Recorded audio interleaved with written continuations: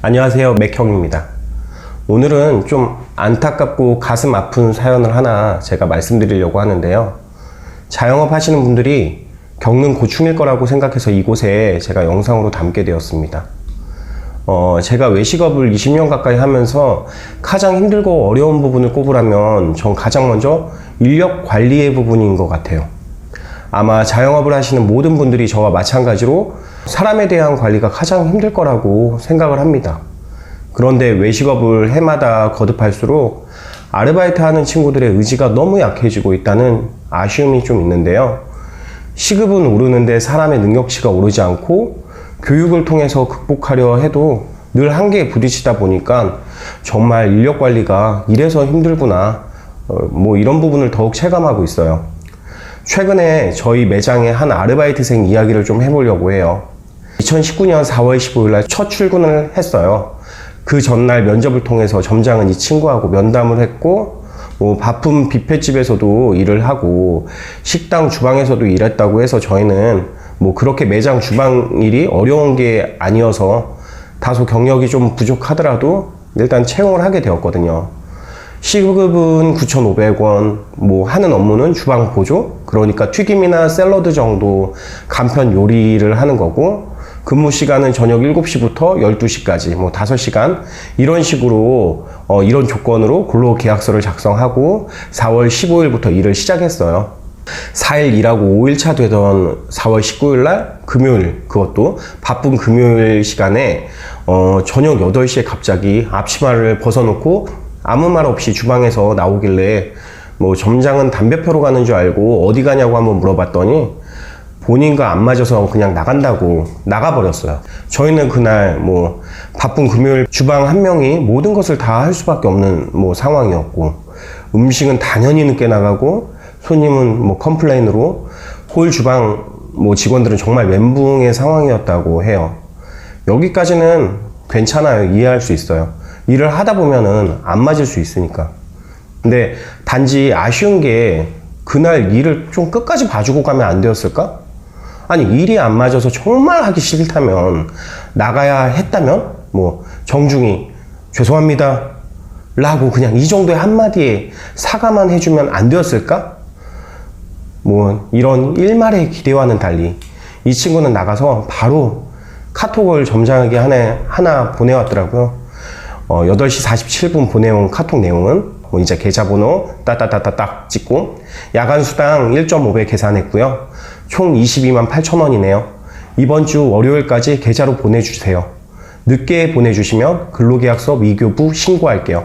아, 맞다. 점장님 빨리빨리 좋아하시니까 더 빨리 입금해주세요. 일요일 오후 11시 59분까지 안 들어오면 월요일 아침에 바로 고용노동부 갑니다. 이게 이제 첫 카톡의 내용입니다. 내용을 보면 알겠지만 점장이 바쁜 시간에 좀 빨리 음식 좀 빼자고 했다고 하네요. 혹시나 점장이 관리적으로 소통적으로 부족한 부분이 있었는지 점장과 함께 일하던 주방 직원들과도 이야기를 나눠봤어요.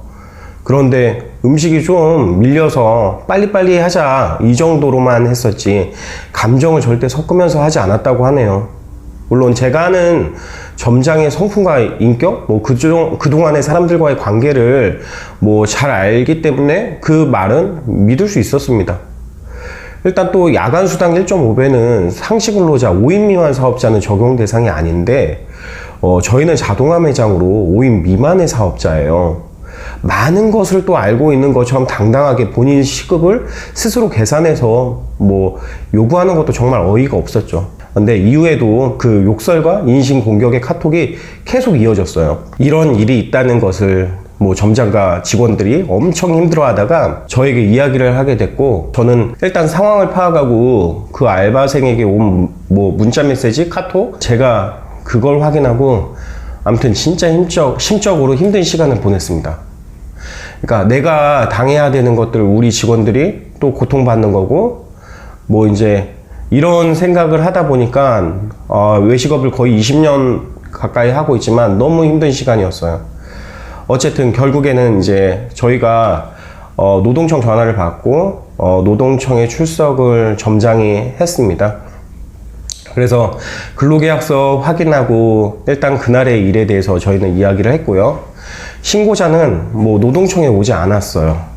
결국 신고자가 노동청 미출석으로 노동청에서는 저희는 지금 현재 아무 회신을 받고 있지 않고 죄송하다 미안하다 말 한마디면 저희는 20만 원 채 안 되는 돈이기 때문에 뭐 돈이 많아도 일한 정당한 대가는 당연히 지불을 해야 되기 때문에 지급을 할 예정입니다.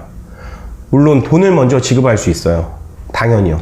근데 문제는 이런 친구들이 또 다른 곳에 가면 저 마찬가지의 피해 매장이 진짜 발생할 수 있다고 생각을 해요. 지금도 힘든 자영업 시장이 인력 관리에 더 큰 어려움이 있을 거라고 생각을 해요. 물론 일한 정당한 대가에 대해서 지불하는 건 정말 의무입니다. 자영업자들이 아르바이트의 불성실한 태도로 많은 피해를 받고 있는데 울며 겨자 먹기로 사람이 없어서 계속 피해를 보면서 사람을 구해서 힘든 자영업을 이어간다고 생각을 하고 있어요.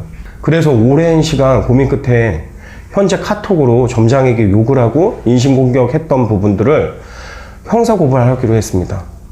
누군가는 사업도 힘들고 자영업도 힘들고 하루하루 이어가기 진짜 힘든 상황에서 신경 쓰지 말고 일에 집중을 하라고 하고 있고, 모든 자영업자들이 사실 또 이렇게 생각을 하다 보니까 현재 근로기준법이 강화돼서 이 법의 테두리 안에서 불성실한 태도의 알바들이 정말 많이 생겨나고 있다고 생각이 돼요. 저는 더 건강한 자영업 시장이 되었으면 좋겠고, 사람과 사람이 신뢰를 가지고 최소한의 예의를 가지고 일을 하고 정당한 노동의 대가를 받았으면 합니다. 정말 외식업 종사하면 사람 관리가 진짜 힘든 것은 둘째치고 사람에게 이런 실망을 자주 하다 보니까 이제는 누군가 못 믿는 마음이 벽이 생기는 것 같아서 너무 안타까워요. 저희 때는 알바하다가 그만두려면 내가 사람을 데려와서 내 자리를 메꾸고 나가야 할 때도 있었고, 그리고 최소 3개월 이상 근무하지 않으면 뭐 뽑지도 않았을 때가 있었어요. 물론 주휴수당 이런 것도 몰랐고 야간에 1.5배 수당도 모르고 주는 대로 그냥 받았죠. 그러면서 사실 무지한 자영업자들도 진짜 많이 생겨났다고 생각해요.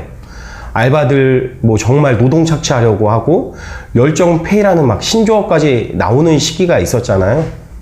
분명히 자영업자들도 반성하고 저 역시 많은 책임감 느끼면서 자영업을 하고 있어요. 근데 근로기준법이 강화된 요즘 같은 세상에 오히려 그 법을 악용하거나 남용하는 사람들이 솔직히 진짜 너무 많은 것 같아요. 하루를 일하고 나가면서 톡으로 돈 달라고 하는 사람들, 사과를 하는 것부터 예의고 시작인데 돈부터 달라고 하고 안 주면 노동청이라는 곳을 아주 쉽게 찾아가서 신고하는 사람들 욕을 하거나 인신공격을 하면서 당당하게 돈을 달라고 하는 사람들.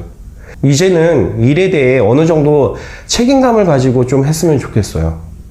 태도는 습관을 만드는데 불성실한 태도는 어디 가서 인정을 받을 수 없다고 생각해요. 최소한의 예의를 갖추고 일을 한다면 건강한 자영업 시장이 될 거라고 저는 생각하거든요. 좋은 아르바이트생들도 지금 참 많아요.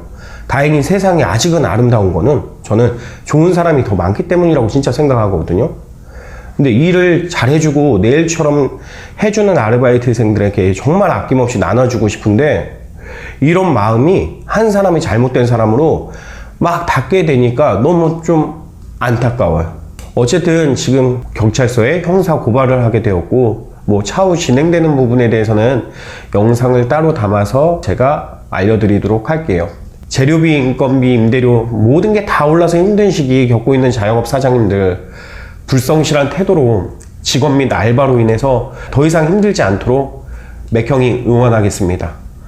자, 오늘 좀 다소 무거운 이야기로 이렇게 영상을 촬영하게 되었는데요. 자영업 시장이 서로 좀 알바들과 자영업 하시는 분들이 어느 정도의 애티튜드를 가지고 서로 열심히 일하고 그만한 뭐 대가를 더 해줄 수 있는 건강한 시장이 되기를 저 한 사람도 열심히 노력하겠습니다. 자, 지금까지 맥주 잘 사주고 창업의 맥을 짚어주는 형, 자, 맥형이었습니다. 안녕.